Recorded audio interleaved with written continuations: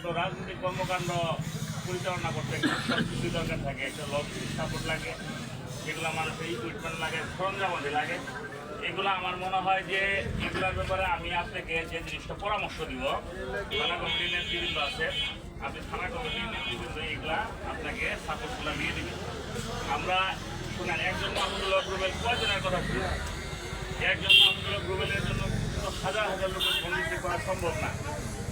আমি নিজে যদি ফোন করি না ধরলে আমাকে বুঝতে হবে যে উনি অন্য একটা কাজ আছে। ওইটা না করে আমরা যে জায়গার নেতৃত্ব আছে, আমি উপজেলা আহ্বায়ককে ফোন করবো, উনি ধরল না, সদস্যকে ফোন করবো, তা না হলে যুগ্ম আহ্বায়ক আমরা যারা আছি আমাদেরকে ফোন করবেন। রানী শিমুলের ব্যাপারে, রানী শিমুল ইউনিয়নের ব্যাপারে এইটুকু বলতে পারি, বাকি 9 ইউনিয়নের চেয়ে রানী শিমুল ইউনিয়ন সব দিক থেকে এই সাপোর্টগুলো বেশি পাবে। এই ব্যাপারে পার্টির সাথে আমাদের যারা নেতৃত্ব আছে তাদের সঙ্গে কথা হয়েছে, কারণ এই অঞ্চলের ভোট কাটিয়াটি, সিঙ্গাবর, রানী শিমুলে এই অঞ্চলের ভোট সংগ্রহ করা খুব কঠিন হবে, দুরূহ হবে।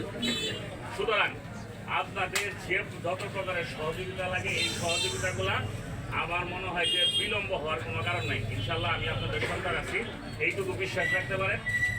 পলিসি ম্যাচিং করতে যা যা করা দরকার সব কিছু করবো, যা যা করা দরকার ইনশাল্লাহ যেভাবে করা দরকার সেটাই আপনারা শুধুমাত্র ঐক্যবদ্ধভাবে আমরা হিংসা মনের মধ্যে দেশের যা আছে, খুব জ্বালা যা আছে। আর আসন গ্রহণের কথা বললেন, আসন গ্রহণ করেন ভাই, আসন গ্রহণ কোনো বিষয় না।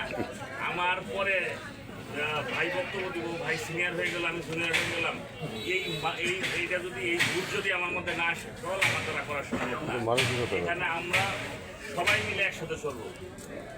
দুই একটা জায়গা ছাড়া সব জায়গায় আসন গ্রহণ করা নিয়ে আগে পছন্দ, এগুলো কোনো বিষয় না, এটা একটা বৃহৎ দল। সুতরাং এক পরিবারের লোক, ছোট ভাই আগে খাইতেছে, হ্যাঁ সেটাই, ছোট ভাই আগে খাই বলছে, বড় ভাই পরে খাবো, এরকম কোনো বিষয় থাকলে এটা তো পরিবার। সুতরাং এই পরিবারে মান থাকবো, অভিমান থাকবো, খুব থাকবো, যারা থাকবো, দিন শেষে সবাই আমরা একসাথে করবো, এটাই গণতন্ত্রের সৌন্দর্য। তো এই পর্যায়ে বক্তব্য রাখার জন্য অনুরোধ করছি বাংলাদেশ জাতীয়তাবাদী দল বিএনপি